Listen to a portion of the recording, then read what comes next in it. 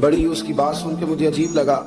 وہ کہنے لگی کہ دوسری جگہ میری شادی ہوئی ہے, مجھے طلاق ہو گئی تھی, تو مجھے ایک تانا روز سننے کو ملتا ہے تو اتنی اچھی ہوتی تو وہاں نہ رہ لیتی. تو بھئی یہ کوئی تانے والی بات ہے؟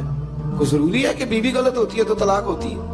اللہ کے محبوب علیہ السلام کی 2 صاحبزادیوں کو ابو لہب کے 2 بیٹوں نے طلاق بھیج دی تھی, کس کی غلطی تھی؟ تو آپ کیا کہہ سکتے ہیں یہاں کیوں طلاق؟ تو اتنی جلدی بات تھوڑی کر دیں گے آپ, تھوڑی احتیاط فرمائیں بولنے. تو حضرت موسیٰ علیہ السلام وہاں سے نکلے اور آپ مدین کی طرف چلے گئے. مدین وہ علاقہ تھا جہاں فرعون کی حکومت کوئی نہیں تھی. حضرت موسیٰ جیسے وہاں پہنچے تو ان کے اندر ایک جذبہ تھا, وہ ظلم ہوتا نہیں دیکھ سکتے.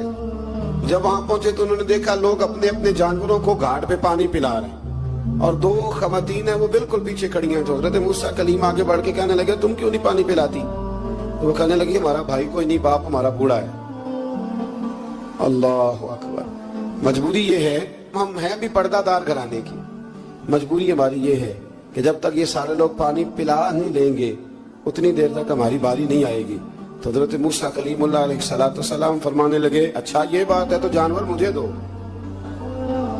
وہ ہو یہ رہا تھا کہ چونکہ مرد پانی پلا رہے تھے تو اور جتنے بھی مرد آتے جاتے تھے وہ گھستے جاتے تھے اور عورتیں بیچاری کھڑی تھیں. حضرت موسیٰ جھٹ سے آگے بڑھے, پیچھے ہٹو. ان 2 خواتین پاک باز عورتوں کے جانوروں کو پانی پلایا اور پھر آپ دوبارہ وہیں بیٹھ گئے. وہ بیویاں جلدی جلدی گھر گئیں, جا کے اپنے والد سے کہنے لگی ابا جی کمال ہو گیا, اس بستی میں ایک ایسا آدمی ملا ہے جو عورتوں کی طرف دیکھتا ہے تو نیکی کرنے کے لیے آگے بڑھتا ہے, جو مجبور بے کس کے لیے اچھے جذبات رکھتا ہے. فرمایا جلدی لاؤ. کچھ مفسرین اور طرف بھی گئے ہیں لیکن جمہور نے لکھا ہے کہ وہ حضرت شعیب علیہ السلام تھے. حضرت شعیب نے گھر بلایا, اپنی ایک بیٹی کو بھیجا, فرمایا بیٹے بلا کے لاؤ. وہ جب گھر آئے تو آپ فرمانے لگے آپ میرے ساتھ اجرت طے کر لیں, 8 سال یا 10 سال آپ میری بکریوں کو چرائیں, میرے گھر میں رہیں. اور پھر فوراً ہی فرمانے لگے اگر آپ ہمارے گھر میں رہیں گے دیکھ بھال کریں گے تو میں اپنی ایک بیٹی کا نکاح بھی آپ کے ساتھ کر دوں. تو 8 سے 10 سال حضرت موسیٰ نے وہاں قیام فرمایا.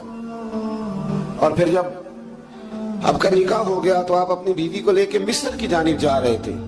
تو رستے میں ٹھنڈ زیادہ ہو گئی تو اپنی زوجہ سے کہنے لگے وہاں آگ جل رہی ہے, میں تیرے لیے آگ لے کے آتا ہوں تاکہ تو تاپ سکے, گرمی حاصل کر سکے. وہاں گئے تو درخت سے آواز آئی موسیٰ میں تیرا رب ہوں. درخت سے آواز آئی موسیٰ میں تیرا رب ہوں. اور حضرت موسیٰ کلیم اللہ کو وہاں وہی آنی شروع ہوئی. وہاں وہی اللہ تعالیٰ نے انہیں وہ عصا عطا فرمایا جو پھر بعد میں اژدہا بنتا تھا. رب کریم نے وہیں حضرت موسیٰ کلیم کو وہیں ید بیضا عطا فرمایا. اپنا ہاتھ گریبان میں ڈال کے نکالتے تھے تو چاند اور سورج کی طرح روشنی دیا کرتا. ید بیضا لیے بیٹھے ہیں اپنی. میں کبھی کبھی کہا کرتا ہوں کہ مولا کے دینے کے انداز بڑے انوکھے ہیں. بھائی یوسف کو کنویں میں پھینکتے ہیں تو اللہ مصر کا حکمران بنا دیتا. تو پھر حضرت موسیٰ وہاں سے واپس آئے اور آ کر کے آپ نے دوبارہ وہ سارا نظام زندگی شروع فرمایا. موسیٰ علیہ السلام نے ان کو دعوت حق دی اور کہا کہ میں تمہارے پاس واضح نشانیاں لایا ہوں, بنی اسرائیل کو میرے ساتھ بھیج دو. فرعون نے معجزات پیش کرنے کے لیے کہا تو حضرت موسیٰ علیہ السلام نے اپنا عصا زمین پہ ڈالا, اپنا عصا اپنی چھڑی اپنا ڈنڈا زمین پہ ڈالا تو وہ ایک واضح اژدہا بن گیا. پھر حضرت سیدنا موسیٰ علیہ السلام نے اپنا ہاتھ گریبان سے نکالا تو وہ دیکھنے والوں کے لیے روشن ہو گیا, ہاتھ کے اندر نور پیدا ہو گیا. ید بیضا لیے بیٹھے ہیں اپنی آستینوں میں. فرعون کے سرداروں نے حق کو قبول کرنے کی بجائے اسے جادو قرار دے دیا اور کہا کہ یہ تمہیں اپنے ملک سے نکالنا چاہتا ہے. انہوں نے کہا اس معاملے کو ذرا ڈھیل دو اور جادوگروں کو جمع کرو.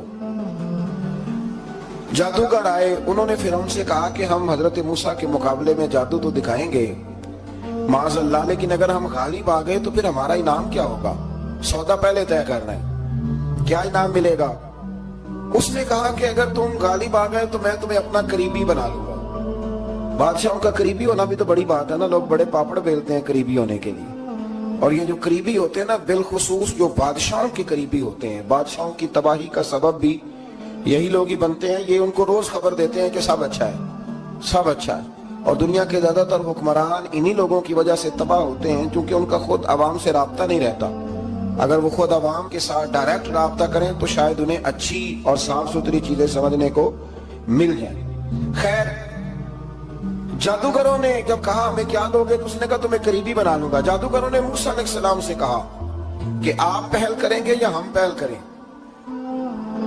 تو موسیٰ علیہ السلام نے کہا تم پہل کرو.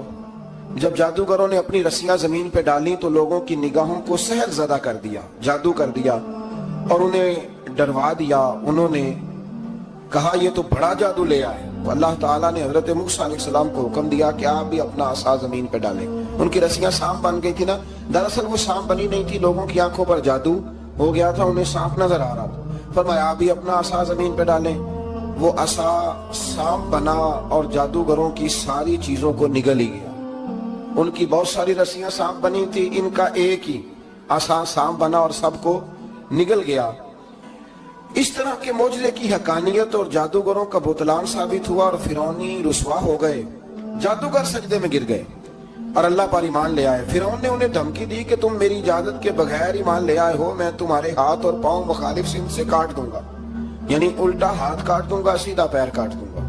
میری بغیر اجازت ایمان لے آئے ہو اور تمہیں سولی پہ بھی چڑھوا دوں گا. انہوں نے کہا کہ ایمان لانے کی پاداش میں تم ہمیں سزا دینا چاہتے ہو. پھر انہوں نے اللہ تعالیٰ سے صبر اور استقامت کی دعا کی. اس کے بعد فرعون نے بنی اسرائیل کے بیٹوں کو قتل کرنے کی اور بیٹیوں کو زندہ چھوڑنے کا حکم دے دیا. موسیٰ علیہ السلام نے قوم کو صبر کی تلقین کی اور کہا کہ نیک انجام اہل تقوی کے لیے.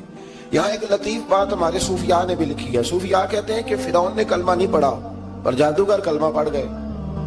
وہ کس طرح کلمہ پڑھ گئے؟ تو کہنے لگے دراصل انہوں نے آتے ہی حضرت موسیٰ کا ادب بڑا کیا تھا. جادوگر حضرت موسیٰ کے مقابلے میں آ کے بھی ان سے کہتے ہیں کہ رسیاں آپ پہلے ڈالیں گے کہ ہم ڈالیں, آپ عصا پہلے رکھیں گے کہ ہم رکھیں.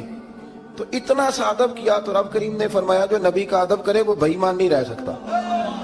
جو نبی کا ادب کرے وہ بے ایمان نہیں رہ سکتا, اور جو نبی کی بے ادبی کرے وہ ایماندار نہیں رہ سکتا. ختم ہو گئی بات.